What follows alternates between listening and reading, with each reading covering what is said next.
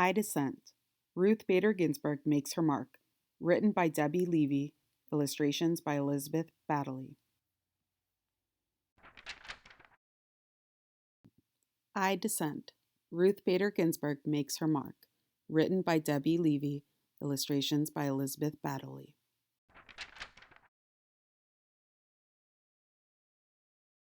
You could say that Ruth Bader Ginsburg's life has been one disagreement after another. Disagreement with creaky old ideas, with unfairness, with inequality. Ruth has disagreed, disapproved, and differed. She has objected. She has resisted. She has dissented. Disagreeable? No. Determined? Yes. This is how Ruth Bader Ginsburg changed her life. And ours. In 1940, Little Ruth's neighborhood was vibrant with immigrants. People from Italy, Ireland, England, Poland, and Germany. Jews from Russia, like Ruth's father, Nathan Bader. People from different cultures with different holidays, foods, and traditions. But in all these families in Brooklyn, New York, and in families everywhere, one thing was the same. Boys were expected to grow up, go out in the world, and do big things. Girls? Girls were expected to find husbands. Ruth's mother disagreed.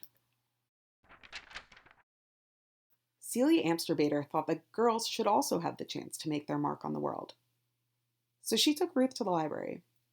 On the shelves were stories of girls and women who did big things. Ruth read about Nancy Drew, girl detective. She discovered Amelia Earhart, daring aviator. She learned of Athena, goddess of Greek myths. Here were independent girls and women taking charge. Ruth read her way into this world. Around her, the sweet scent of books blended with the savory aromas from the Chinese restaurant downstairs. Delicious. A girl could be anything. Sometimes Ruth and her parents took car trips out of the crowded city. As they drove past a hotel in Pennsylvania, Ruth saw a sign. No dogs or Jews allowed. This is how it was in those days. Hotels, restaurants, even entire neighborhoods announcing, no Jews, no coloreds, no Mexicans, whites only. Ruth and her family were Jewish. This was prejudice, pure and simple. Now it was Ruth's turn to disagree. She disagreed by never forgetting how it felt to read such words. She never forgot the sting of prejudice. In elementary school, Ruth was excellent in some classes and less excellent in others. Her favorites were English, history, and gym. In those, she did well. But then there was handwriting. Ruth was left-handed. Back then, teachers told left-handers they should try to write with their right hands. Ruth's right-handed penmanship was so bad, she earned a D on her penmanship test. She cried. Then she protested. Ruth protested by writing with her left hand from that day forward. It turned out she had quite nice handwriting. Ruth also had a little problem with sewing and cooking. These were her least favorite classes, but girls had to take them. Boys took shop where they worked with saws and other tools. Ruth objected. She wanted to take shop. She wanted to handle a saw. She didn't get what she wanted. It may have been unfair to girls and to boys, but Ruth was learning that sometimes life was like that. Ruth loved music. She especially loved opera. In music class, she lifted her voice in song. This time, it was Ruth's music teacher who objected, gently. Ruth simply could not carry a tune. Her teacher asked Ruth not to sing out loud in the chorus. Ruth kept on singing, in the shower and in her dreams. She continued to adore opera too. By the time Ruth was in high school, friends and teachers knew her as an outstanding student, baton twirler, cello player, and newspaper editor. As graduation approached, Ruth was chosen to make a speech at the ceremony, but she had been keeping a big secret. Her mother was terribly sick. The day before graduation, Celia Bader died. There was no agreeing with this. There was no disagreeing. This simply was. Ruth did not go to her graduation. She did not give her speech. Still, Ruth knew what her mother wanted. 3 months later, she left home to attend college.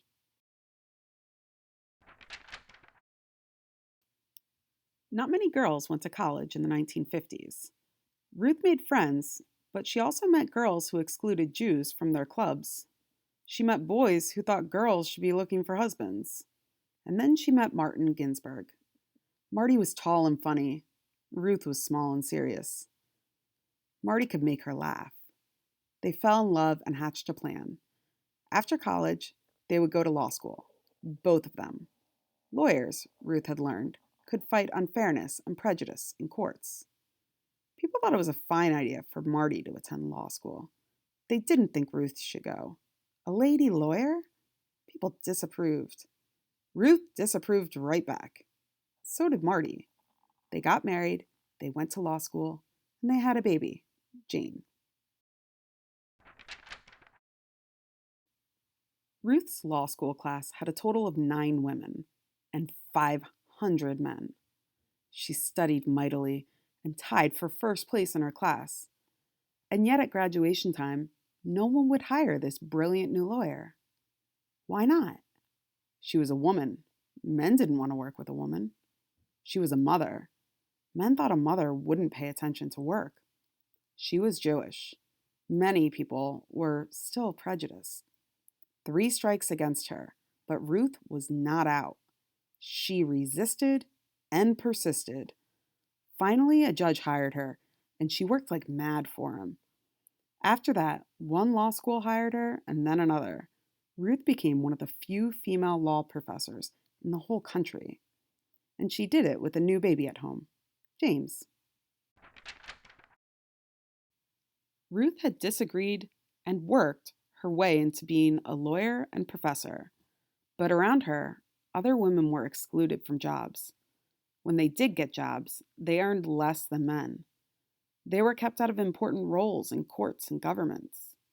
To make matters worse, the Supreme Court of the United States, the highest court in the land, approved all of this.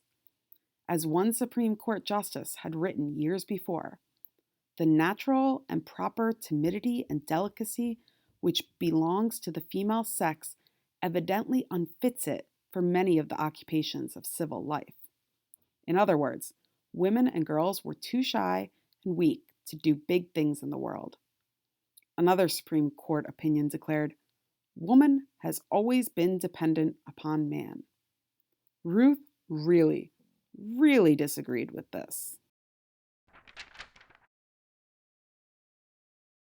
So Ruth went to court to fight for equal treatment of women. The most important cases went to the Supreme Court. The first time she appeared there, Ruth was so nervous she feared she might be sick. But standing before the 9 Supreme Court justices, Ruth imagined them as her students.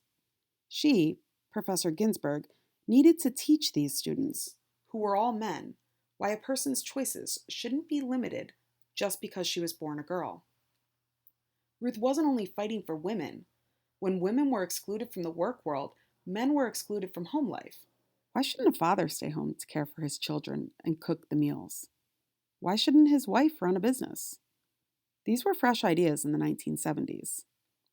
Ruth did not win every case, but she won enough. With each victory, women and men, and girls and boys enjoyed a little more equality. Sometimes Ruth and Marty's children received confused looks when they said that their mother argued cases in the Supreme Court and their father made the family's dinners. People found this strange. Ruth, Marty, Jane, and James did not concur. They kept on being the type of family they wanted to be, and dinners at the Ginsburg home were delicious. Marty was a successful lawyer, but also a marvelous chef who had mastered the art of French cooking. Ruth, her family knew, had mastered the art of burnt pot roast. Ruth became well known as a lawyer, so well known that President Jimmy Carter chose her to be a judge in Washington, D.C. Then Ruth became known as a first-rate judge, and President Bill Clinton asked her to be a justice on the Supreme Court. Along with the 8 other Supreme Court justices, Her job would be to decide the most significant cases and answer the most difficult legal questions in the United States. Ruth agreed. In 1993, Justice Ruth Bader Ginsburg became the first Jewish woman on the nation's highest court.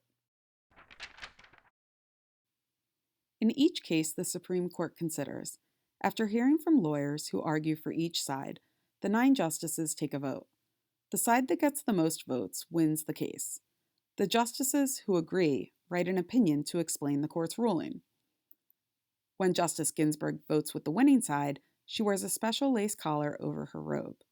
But many times, when the Supreme Court announces the decision, Justice Ginsburg disagrees. "I dissent," she says, and she writes her own opinion explaining why. Plus, she wears a different collar, just for dissenting.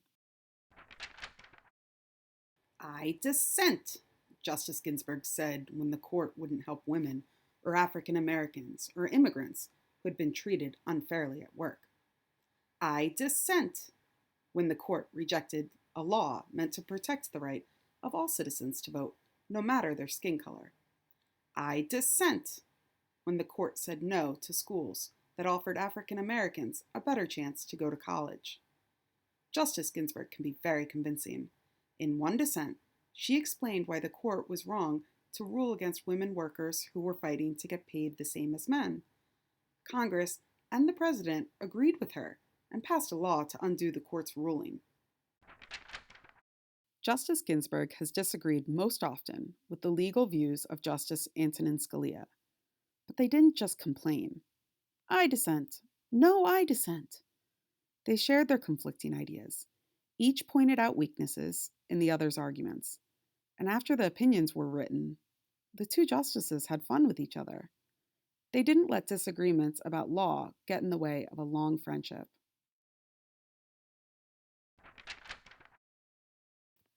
Justice Ginsburg is now the oldest member of the Supreme Court. Some people have said she should quit because of her age. Justice Ginsburg begs to differ. She works as hard as ever. She exercises in the gym. She never misses a day in court. She attends the opera, gives speeches, and travels. Many have cheered Justice Ginsburg for her persistence and independence. They've called her a rock star, a queen, a goddess, a hero. But of course, Ruth Bader Ginsburg isn't a rock star, a queen, or a goddess. But to many, she is a hero. She made change happen, and she changed minds. She cleared a path for people to follow in her footsteps. Girls in college, women in law school, and everyone who wants to be treated without prejudice. Her voice may not carry a tune, but it sings out for equality. Step by step, she has made a difference, one disagreement after another. The